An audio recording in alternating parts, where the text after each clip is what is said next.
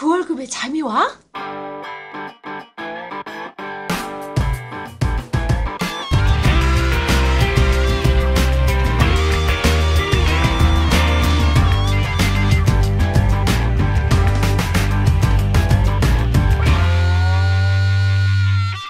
반갑습니다.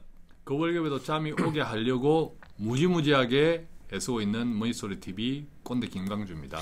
네, 뭉치 양승민입니다. 반갑습니다. 예, 우리 청취자분들이 청취를 하면 할수록 네. 그 월급에도 불구하고 잠이 오는 사람들이 네. 점점 많아지고 있다는 이런 반가운 생각을 하고 있습니다. 상상을. 네. 네, 상상하면 또 되잖아요, 그죠? 혹시 주위의 지인들 중에서 저희 방송 들으신 분들 뭐 얘기를 좀 들어보셨습니까? 지인들 중에서는 방송을 듣는 사람이 사실은 별로 없어요. 왜냐하면 네. 그 월급에 다 잠이 오는 사람들이 많거든요. 아, 좋다, 좋아. 그죠? 예. 그렇구나. 그럼 이딴 소리인데 다들 조금씩. 조금씩 있는데 제 생각에는 별로 없어 보이는데 있는 척 하는 것 같아요. 근데 저도 되게 궁금해요. 저희 방송을 들으시는 분들이 한 1000명씩 들으시는데 하루에 어떤 연령층이고 어떤 좀 자산 상태에 있는지 되게 궁금해요. 네. 아마 제 생각에는 네. 이러지 않을까. 제목을 보면 우리 제 방송 제목이 그죠? 그 월급에 잠이 와 하잖아요. 네. 좀 애니 꼽지, 기분도 나쁘고 더럽고, 더럽지. 그죠? 더럽죠. 네. 보기 싫어, 듣기도 네. 싫어. 네. 아 이거 집값 것들이 이런 네. 생각도 드는데 네. 그럼에도 불구하고 약간 또 들어보고 싶은. 네. 그죠? 뭔 내용인지. 뭔 내용인지. 네.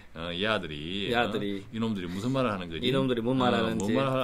뭔 말을 찌끄리려고 하는 거지? 네. 이제 이런 또 약간 호기심도 있는 분들이 많지 않을까. 맞습니다. 그러니까 월급이 이제 네. 그 월급이든 뭐 이렇게 사업소득이든 자영업자, 사업소득이 간에 약간 애매하다고 생각하는, 조금 더 부족하다고, 약간 맞습니다. 부족하다고 생각하고, 하여간 뭔가 조금 애매한 거죠.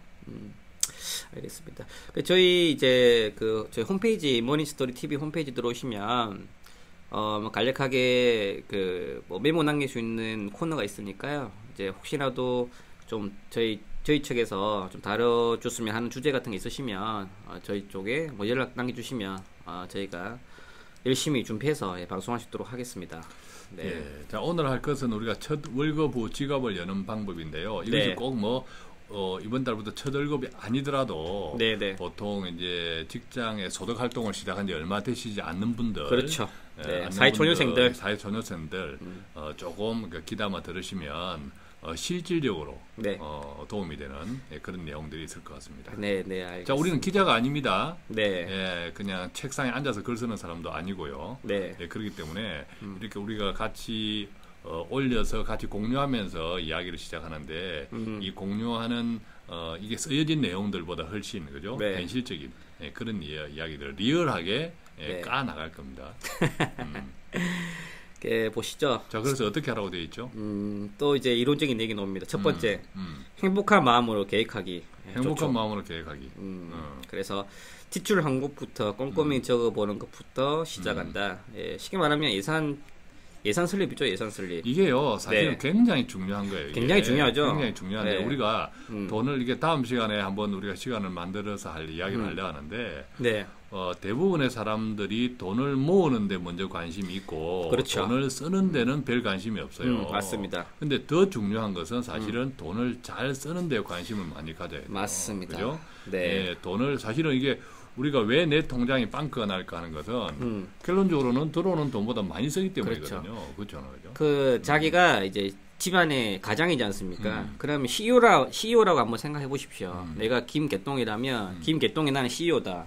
CEO라면 함부로 돈을 쓰지 않아요. 자, 예, 매출이 있을 거고요. 그다음 매출에 해당하는 매입에 해당하는 여러 가지 비용들이 있을 건데 그걸 허하게 쓰지는 않습니다. 이제 1년치에 대한 계획 예산을 쓸 거고 그에 맞게끔 자금들을 할당하는 거죠. 그런 작업들이 필요합니다. 즉 그렇죠. 내가 CEO하는 마인드를 가지고 한번 예산을 한번 설립해 보십시오. 그렇죠. 네. 그러니까 우리가 어떤 물통에 물을 받을 때도 네. 만약에 그 물통 밑바닥에 펑크가 나 있다면 네. 아무리 많은 물을 들어부어도 물통에 물은 결코 채워질 수가 없는 거죠. 그런데 사람들은 내 물통에 빵크 난 데가 구멍 난 데가 없는지를 살피기 전에 네. 먼저 이 물통에 더 많은 물을 부어 담으려고 먼저 신경을 쓰고 먼저 거기서 더 많은 노력을 하려 하거든. 그게 잘 안 돼. 그러니까 순서가 철저히 돈을 어떻게 쓸까, 어디에 쓸까 이것에 대한 계획과 훈련이 앞서야 된다는 거죠. 왜냐하면 보십시오. 연 10% 수익 내기가 정말 힘듭니다. 지금은. 그러면 100만 원에 10%면은 10만 원이지 않습니까? 100만 원 투자해서 10만 원 내기가 정말 힘들어요. 근데 문기 씨는 잘 되잖아요. 저는 잘하죠. 왜냐하면 본업인데 정말 힘든데 근데 중요한 거는 100만 원에서 10만 원 생활비 줄이기는 정말 쉽다는 소리인 거죠. 즉 자기 생활비 통제 안 된 상태에서 아무리 네가 펀드를 하고 투자를 한데 늘면 뭐해? 그렇지. 자산이 안 늘어요. 자산이 안 늘어. 그러니까 중요한 건 우리는 이 방송을 듣고 저축을 하고 투자하는 목적은 자산을 증대시키기 위함입니다. 투자를 해서 돈을 벌기 위함이 아니고요. 그러면 제일 중요한 건 뭐냐면 예산 설립. 그렇죠. 기본이죠. 기본. 네. 다음 시간에 우리가 네. 돈 사용 설명서라는 제목으로 일단 가제. 돈 사용 설명서. 네, 돈을 어떻게 지출. 돈 사용 설명서라는 제목으로 가제인데. 가제? 일단은 가짜 제목. 뭐 나중에 가짜 제목. 제목은 어떻게 바뀔지 모르겠지만 대략 컨셉은 돈 사용 설명서라는 제목으로 좋다. 한번 방송을 한번 준비해 보도록 할게요. 굿 아이디어. 다음 어쨌든 번은, 1단계에서 행복한 마음으로 계획하기 지출에 대한 이야기. 이것은 어쨌든 기자가 잘 쓴 거예요. 예산 설립. 예산 설립이 힘드시다면 저희 쪽에 오세요. 오시면 저희가 예산 설립 방법 알려드릴게요. 그렇죠. 그리고 이제 아마 이 글 쓴 기자는 돈을 지출 계획을 잘 못 세우고 있는 사람일 수도 있어. 보통 자기가 안 되는 부분을 쓰거든. 입해서 코리아인데. 발행은 입해서 코리아고. 자문위원이시네요. 자문위원. 네. 그다음에 두 번째. 의지력을 100% 믿지 않기. 이것도 중요해. 이번 글자 괜찮다. 중요한 말을 좀 썼네. 그렇죠. 지를 믿으면 안 돼. 네. 자기를 안 믿고 어떻게 사냐. 믿는 거는 맞는데, 자신을 여기에 기자가 내 의지력을 100% 믿지 말자 하는 믿지 말기라고 라고 하는 것은 이게 우리가 욕망을 통제한다든지 관리한다든지 또 그동안에 익숙했던 습관을 바꾼다든지 이런 것들이 우리가 보통 연초에 많은 계획들을 하잖아요. 작심삼일이라고도 작심삼일 끝나는 게 거의 열에 8, 9번 작심삼일 끝나는데요. 그런 것들에 대한 게 이 반대로 이것을 이야기하면 뭐죠? 어떤 나를 내가 하고자 했던 계획을 실행할 수 있는 통제 장치 시스템이라고 하는데 그것들이 필요하다라는 거예요. 그래서 돈이 안 모이시는 분들의 특징이 뭐냐면 첫 번째 자기가 얼마 쓰는지 몰라요. 두 번째가 뭐냐면 쓰고 남은 걸 저축을 합니다. 그러니까 돈이 모일 리가 있나? 그렇죠. 얼마 쓰는지도 모르는데 쓰고 남은 거 저축하려면 당연히 돈이 없죠. 그러니까 중요한 거는 예산을 설립해서 먼저 선 저축을 하고 그 다음에 후 지출하는 시스템 구축이 필요해요. 그렇죠. 즉 의지력을 100% 믿으면 잘 안 되기 때문에 선 저축 후 지출 이 시스템을 만드는 작업이 굉장히 중요합니다. 이 시스템이라는 거는 이제 통장 분리 이런 게 필요할 거고요. 그런 부분들은 저희가 누추이라고 말씀드렸기 때문에 일단 생략을 하더라도 일단 통장 분리를 통해서 내가 선 저축을 할 수 있는 시스템을 만들자. 우리가 통장 분리를 해야 되는 가장 간단한 예는 들어오는 돈과 나가는 돈이 같은 통장에 있으면 안 되죠. 그렇죠. 왜냐하면 들어오는 돈, 우리가 돈의 성질이 이게 돈은 외향적인 놈이거든. 왜 나가서 쓰기 위해서 만드는 돈이잖아. 나가서 놀려고 만들어지는 것이 돈이지. 돈이에요? 집안에서 창고에 금고에 가만히 있으려고 만들어진 놈이 아니거든. 이게 그 돈의 DNA는 아주 외향적이라는 놈이에요. 근데 5만 원짜리는 내향적인 것 같아요, 요새. 5만 원 거는 이게 밖에서 안 놀고 금고에서 노는 거 좋아하는 것 같아요. 왜냐하면 엉덩이가 무겁거든. 이게 5만 원 엉덩이가 너무 무거워. 너무 무거워가지고 그런 것 같아요. 왜냐하면 이게 요즘 10만 원짜리 5만 원 나오기 전에 10만 원짜리는 굉장히 대우를 받았잖아요. 나름 대중적인 수표였지 이게. 근데 5만 원 거는 어정쩡한 것 같아. 나가서 대우 받기도 좀 그렇고. 잘 안 나오고. 항상 금고 제하나. 엉덩이가 무거운 것 같아요. 근데 우리가 보면. 보통 보너스 받는 거 있잖아요. 보너스 또 대기업들 같은 경우는 무슨 생산 성과급 이런 것들을 잘 관리 못하는 이유가 왜 있냐면 이게 시스템이었기 때문에 그래. 보통 이제 그렇게 뜻하지 않게 보너스가 들어오면 어떻게 하면 일반적으로 그냥 통장에 넣어놨다가 네. 그때 뭐 삽니까? 뭐 냉장고도 바꾸고 그때 카드 왕창 할부고 쓰죠. 네. 또 뭐 애들 뭐 사준 것도 뭐 비싼 것도 확 사주고 돈이 밝게 들어왔으니까. 그렇죠. 그리고 남은 돈은 통장에 그대로 있다가 나중에 어디에 쓴지도 모르게 사라져. 그렇죠. 이런 것들이 내 어지력을 100% 믿지 않게 해당하는 즉 시스템을 사전에 구축해 놓지 않으면 네. 아무리 갑자기 눈먼 돈이 들어와도 네. 결국 다 사라지기 쉽다라는 거죠. 맞습니다. 특히 이제 대기업 다니시는 분들이 그 급여 패턴이 홀수달 작게 나오고 짝수를 다 많게 나오고 그렇지. 그렇게 되는 경우도 있고 골치 아프지, 골치 그다음 연말에 한꺼번에 돈이 무장창창 나오는 경우가 좀 있습니다. 그런 분 특징이 뭐냐면 작게 돈 나오는 달에 맞춰서 저축을 해요. 예, 그리고 무장창창 나오는 달에 맞춰서 지출을 하는 거고요. 예. 그러니까 돈이 모일 리가 있나? 그렇지. 그게 아니라 그런 분들 어떻게 하냐면 다 더해서 나누기 12를 하는 거죠. 그러면 월 평균 소득을 뽑아내야 되는 겁니다. 그거에 맞춰서 저축과 투자 계획을 세우시는 거죠. 그렇게 하면 이게 시스템이 돼요.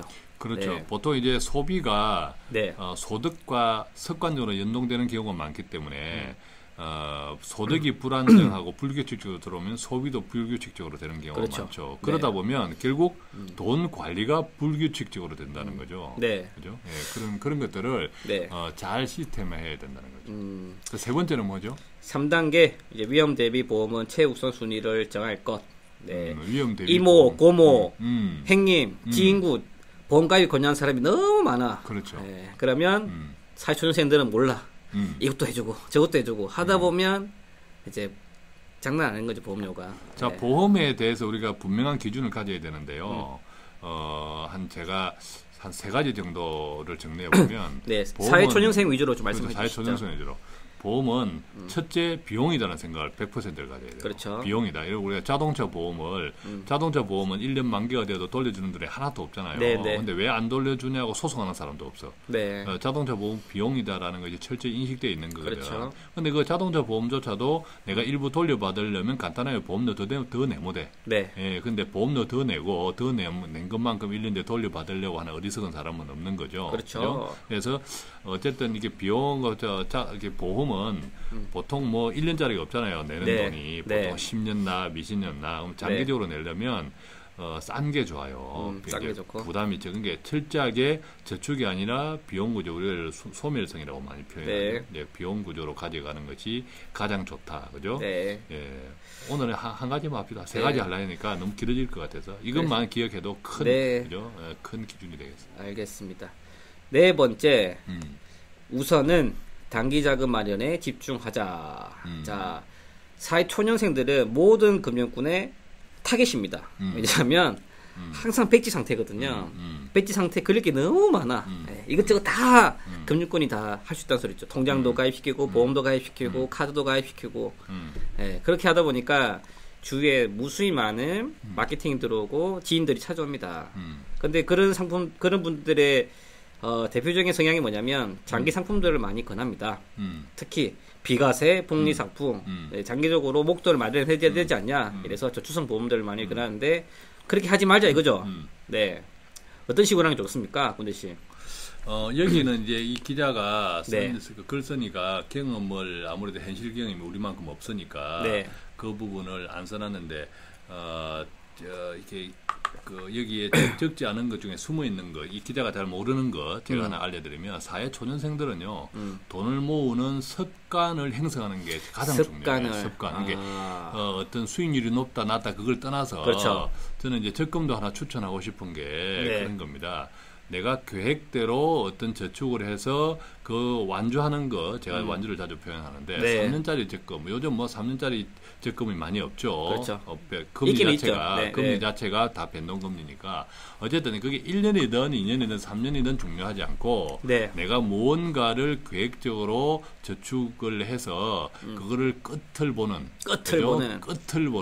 한번 만들어 보는 그 습관을 만들어주는 것이 사회초년생한테는 굉장히 중요해요. 맞습니다. 수익률을 너무 따지지 말고. 맞습니다. 어찌 보면 그게 이제 단기 자금이 될 수도 있으시겠네요. 1년 단위로 끊어가기 때문에.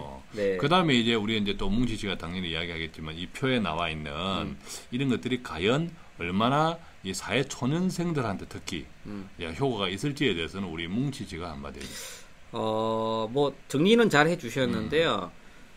되게 많이 있어요. 뭐 사회초년생들이 반드시 가입할 상품들 뭐 리스트 뽑아 있고 1금융권, 2금융권, 농협, 수업, 수협 이런 거 분류가 돼 있으면서 세금 우대 상품, 그다음에 저율과세, 그다음 비과세 뭐 여러 가지 상품들이 많이 나와 있습니다. 그리고 각각의 장단점.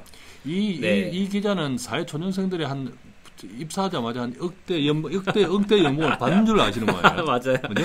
근데 중요한 거는 말도 안 되는 소리 하고 있다 이거죠. 세금 우대 9.5%는 15.4%는 뭔 차이가 있네 이거죠. 사회초년생 돈이 뭐가 있다고. 그렇지. 아마 사회초년생들이 아마 1억대 연봉으로 시작하는 것을 가정을 하고 이렇게 쓴 것 같아요. 그리고 금리 차이 0.12% 민감하지 마십시오. 내가 그 억 단위가 아닌 이상 사회초년생 해봤자 뭐 100단 1000단인데 0.12% 해봤자 몇천 원 몇만 원 차이예요. 내가 쉽게 말하면 심지어 저축은행 찾으시는 분도 있었어요. 지방에서 조금 금리 좀 더 받아 먹으려고. 근데 중요한 건 저축은행까지 가는 택시비가 더 든다 이거죠. 왕복 가는 차비가 더 든다 이거죠. 차비 빼고 나면 남는 것도 없어요. 그러니까 사회초년생들은 그냥 다 필요 없고요. 주거래은행을 정하시고 여기서 말하는 주거래은행은 메이저급 은행이에요. 저 뭐 우체국 이런 것들 저축은행이 아니라 뭐 국민 우리 신한 하나라든지 이런 4대 은행이라든지 메이저급 은행을 정하시고 그 거래은행에 주거래은행을 정하고 그 거래은행에 카드를 두고 한 은행에서 거래를 하는 게 제일 중요한 포인트입니다. 네. 그래서 일단은 주거래은행에서 거래를 하는 게 중요하지. 그게 뭐 국민이든 뭐 저축은행이든 새마을금고든 분산하는 게 사회초년생한테는 의미가 없습니다. 그리고 추후에 신용거래를 할 필요성이 한 번씩은 있을 거기 때문에 주거래은행을 거래를 통해서 신용도를 제고하는 게 훨씬 더 도움이 되십니다. 네. 그래서 사회초년생들은 너무 이제 뭐 세금에 민감할 필요는 당연히 없는 거고 우선은 조금 전에 이제 그 뭉치 씨가 이야기한 대로 그런 컨셉 그리고 제가 이야기 드린 대로 우리 뭉치 지금 전화 왔어. 고객 전화인지 마누라 무서워. 지금 그 비가 오니까 우산 가져왔나? 아니면 또 우산 잘 쓰고 와? 뭐 이런 것 같은데 어쨌든 또 사회초년생들은 저축을 완성해 보는 습관, 그죠? 뭐든지 실패하지 않는 투자를 하려면요. 계획대로 끝까지 하셔야 돼요. 일단 중간에 드랍하면 실패할 확률이 굉장히 커져요. 여기 한번 볼게요. 얘가 나와 있는데 일반 과세, 비과세, 저율 과세 세금 우대를 저축 3천만 원을 투자했을 경우에 3% 수익을 냈을 경우에 세후 이자를 비교해봤어요. 일반 과세일 경우에는 약 76만 원, 뭐 세금 우대일 때는 81만 원, 세후 이자가 저율 과세일 때는 88만 원, 비과세일 때는 90만 원. 즉 아무리 내가 잘해봤자 줄일 수 있는 게 10만 안팎이에요. 그 많은. 근데 중요한 거는 내가 한 달에 쓴 돈 얼마냐 이거지. 밥값, 술값이 더 크다 이거죠. 즉 이런 게 민감하지 마시고 그냥 내 생활비 통제하시는 게 훨씬 더 세후 수익을 높이는 방법 중에 하나다 이겁니다. 그렇죠. 그리고 어쨌든 성공 습관을 형성하는 게 사회초년생들한테는 진짜 중요해요, 그죠? 5단계 중장기 자금의 탄력성 유지하기. 자, 이때 우리가 중장기라고 할 때 중기는 보통 어떤 기간을 뜻해요? 뭐 보통 3년에서 7년 정도를 중기라고 많이 표현합니다. 이게 사실은 금융기관마다 금융기관의 특성이 있기 때문에 이게 단기, 중기, 장기를 다르게 이야기해요. 보통 은행에 가면요. 1년 이상은 전부 중기야, 중기. 그죠? 1년만 넘어갔다 하면 그냥 뭐 중기, 장기 이렇게 표현해요. 은행에서는. 증권사도 비슷한 것 같아요. 증권사는 1년 이상이면 장기 투자예요, 장기 투자. 1년 이상 하면, 뭐, 반대로 이야기하면 1년 이상 투자를 하는 꼴을 못 봤다는 거지. 그렇죠. 그러니까 1년 이상 하면 참 대단하다. 이렇게. 근데 이제 우리가 라이프 플래닝, 재무 설계 관점에서 보면, 이론적으로는 어떻게 되어 있나요? 단기가 몇 년까지, 중기는 몇 년, 보통 장기는 몇 년을 이야기한다. 보통 1년에서 3년 정도를 단기라고 부르고요. 되게 좀 시각이 좀 틀리죠. 전세 계약을 재계약을 할 때까지 정도가 단기다. 1년에서 3년. 그렇죠. 그래서 한 3년에서 7년 정도를 3년에서 10년 정도를 중기자금, 3년에서 10년 정도 중기자금, 10년 이상을 좀 장기자금 이렇게 많이 분류를 하고 있습니다. 그렇죠. 우리가 이제 인생을 100세 이상을 사는데 그렇죠. 사실 10년 이상을 장기라고 하는 것도 더 연장될 수도 있어요. 이제 맞아요. 20년 이상이 장기다 이래 할 수도 있는 거지. 그렇죠. 근데 이제 장기라는 기준이 나온 게 10년이나 나온 게 대부분 장기 상품이 10년 이상 유지시 비과세 혜택이 있거든요. 비과세. 그래서 10년이라는 게 나왔고요. 예전에는 이 비과세 혜택이 10년 이상 유지시가 아니라 5년 이상 유지시, 7년 이상 유지시 그렇죠. 이렇게 됐었어요. 그 말의 의미는 뭐냐면 앞으로 이제 비과세 상품도 축소가 될 겁니다. 없어지겠죠. 그렇죠. 없어질 건데 10년 이상 비과세 상품들이 이제 바뀔 예지가 있어요. 즉 15년 이상 유지 비과세 이에 대한 법안은 현재 나와 있는 걸로 알고 있습니다. 우리가 이제 세금에 대해서는 이제 셀러리맨들이 이제 부자가 아니라고 생각하는 사람들이 하나 간과하는 게 있어요. 간과하는 게 뭐죠? 놓치는 게 뭐냐면 늘 이분들은 어떻게 하면 부자들한테 큰 기업들한테 어떻게 세금을 정부가 많이 안 걷어가나 이제 그런 것들에 대해서 관심들이 많은데 정부의 관심은요 거기에 있지 않고 정부의 관심은 셀러리맨들 그죠? 부자가 아닌 사람들의 이 그 세금을 어떻게 거두오냐 이런 데 관심이 있어요. 이게 가랑비에 어떻게 하는 전략이 간접소득세 전략이죠. 그렇죠? 간접소득세. 예를 들면 비과세 하나만 없애버려도요. 우리가 소득 공제 같은 거 이런 거 하나만 없애버려도 그 개인이 부담해야 되는 세금은 얼마 아닐지라도 숫자가 얼마나 많습니까? 그렇죠. 쪽수가 워낙 많기 때문에 이걸 싹 정부 입장에서 합산하면 굉장한 세금이 된다는 거죠.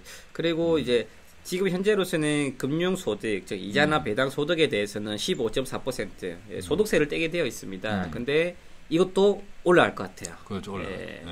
올라가야죠. 어쩔 수 없이. 그래서 한 30%까지는 올라갈 것 같아요. 그러니까 정부를 너무 선량하게 보지 말고요. 정부는 우리를 다 또 이렇게 서브하는 기관들, 정부이긴 하지만 선량하게 보지 말라는 것은 정부도 경영이 필요하다는 거죠. 경영이 필요하면 경영자 입장에서 볼 때 앞으로 어떻게 정부가 행동을 할 것인지 어떤 법을 만들 것인지를 우리가 짐작할 수 있어야 된다는 거죠. 그렇죠. 이제 저성장이 됨으로 인해서 나올 구멍이 없어요. 이제 세금 나올 구멍이 없기 때문에 이제 기존 거에서 많이 이제 축소 혜택을 많이 축소할 겁니다. 그래서 투자 관점에서는 세후 수익률이 굉장히 중요합니다. 많은 분들은 수익만 생각해. 중요한 거는 세후 수익입니다. 그렇죠. 자, 그래서 절세가 되는 상품들에 대해서는 조금씩 관심 가져두는 것도 좋은 측면인 것 같습니다. 자, 그래서 여기 보면 중장기 자금의 탄력성 유지하기에 이게 이제 장기 적립식도 있고 세 번째 줄에 보니까 주식형 펀드에 올인하기보다는 상대적으로 안전한 채권형 펀드에도 일정 비율을 둬야 자금 필요시 손실 없이 쓸 수 있다 이런 말도. 요거는 이제 이게 이제 이 자금의 성격이 단기냐 중기냐 장기에 따라 다르겠죠. 사실 이제 장기 자금 같은 경우에는 사실 우리 같으면 뭡니까? 주식형 100%. 네, 100%. 그죠? 주식형 단지 적립형. 그죠? 적립형으로 장기니까 기간을 길게 가니 그만큼 위험은 평균에 위험은 떨어지는 거거든요. 네, 맞습니다. 그래서 먼저 목표를 정해놓고 내가 필요한 기간만큼 그에 대한 많은 상품을 정하면은 손실을 할 확률이 거의 없어요. 근데 많은 분들 어떻게 하냐면 상품 우선 가입해. 그 다음 필요할 때 찾으려고 보니까 마이너스야. 그렇지. 그러면 마이너스예요. 즉 내가 1년 뒤에 쓸 돈인데 펀드를 한다 이거죠. 그 사람이 잘못된 거예요. 펀드 욕할 게 아니라 1년 뒤에 쓸 돈 조금만 쓰지 왜 펀드를 했어? 그래서 쓰는 것의 비밀, 그죠? 돈 사용 설명서가 다음에 이제 아주 중요한 테마가 여기 괄호 안에 있는 저것도 중요해요. 괄호 안에 있는 거 보면 변액보험. 변액보험의 경우 변액보험만 하면 마음이 뜨끔한 사람이 한둘이 아니야 우리가. 그렇죠. 어쨌든 변액보험의 경우 과다한 금액에 가입하지 않고 추가 납입을 최대한 활용하는 방안으로 예기치 못한 상황에 대비한다. 좋아. 이것도 이 자체를 이해하지 못하는 청취자들도 많을 거예요, 그죠? 이게 뭔 말인지. 다음번에는 저희가 변액보험의 진실편 한번 특집을 한번 해보죠. 특집으로. 그렇죠. 오케이. 그래서 마찬가지로 이 변액보험도 상품이 나쁘진 않은데 많은 분들이 일단 가입을 하고 그다음 3년 뒤에 쓰려고 보니까 마이너스야. 그죠? 원금이 안 돼. 당연히 원금이 안 되죠. 근데 중요한 거는 가입 자체도 잘못한 것도 있지만 중요한 거는 본인이 먼저 잘못한 거예요. 먼저 목표를 설립하고 그에 맞는 기간 배분과 상품 선택이 필요한 건데 그에 대해서는 전혀 준비도 안 해놓고 상품 먼저 가입해놓고 그 다음에 어떻게 되냐. 많은 분들이 그런 경우가 좀 종종 많이 있습니다. 네. 변액보험에 대해서 아마 지금 크게 세 케이스가 있을 것 같아요. 한 케이스는 변액보험에 가입했는데 여러 가지 스트레스가 생겨서 지금 불입을 중단하고 있는 케이스가 있을 것이고 또 한 케이스는 계속 꾸준히 내고 있기는 하는데 별로 신통찮아서 쳐다보기가 싫은 사람이 있고 또 한 케이스는 아예 중간에 해지를 해버린 사람이 있고 크게 보면 이런 케이스도 있을 건데요. 다음에 우리가 변액보험의 진실편을 좀 이야기하면서 이제 지금 그 변액보험을 어떤 형태로든 가지고 있는 사람들 이 사람들이 어떻게 하면 좋을지 그걸 조금 이제 큰 틀에서 같이 이야기를 나누어 보는 그것도 청취자분들께는 좋은 팁이 될 것 같아요. 그 꼰대씨 뭐 사회초년생들한테 좀 재무적인 측면 말고요, 좀 비재무적으로 좀 살아가면서 도움되시는 부분, 도움될 만한 내용들에 대한 간략한 뭐 팁 하나 주시죠. 팁 하나를 드리면 절대 직장을 생각하지 마세요. 직장을 생각하지 말자. 요즘 이제 직장이 아니라 직업이라는 말이 이제 많이 공공연하게 많이 나오는데 사실 이 이야기는 제가 공공연하게 말이 나오기 전부터 주장하던 이야기예요. 즉 우리가 자기 직장에 지금 현재의 직장에서 각자 자기 역할들이 있잖아요. 엔지니어 뭐 그 회계팀이면 회계팀 그러면 자기의 직업이 이 직장이 아니라 나는 회계 전문가입니다 이렇게 돼야 돼요. 그렇게 하면서 자기의 전문 영역을 계속 키워 나가야 돼. 왜 회사는 없어질 수 있거든. 그렇죠. 그것을 명심하시기 바랍니다. 명심하시기 바랍니다. 자, 오늘은 그 사회초년생들이 이제 급여를 어떻게 관리하는지에 대해서 간략하게 말씀을 나눠봤습니다. 자, 다음 시간 같이 기대하도록 하고요. 자, 오늘 뭉치씨 수고했습니다. 네, 수고 많으셨습니다. 감사합니다.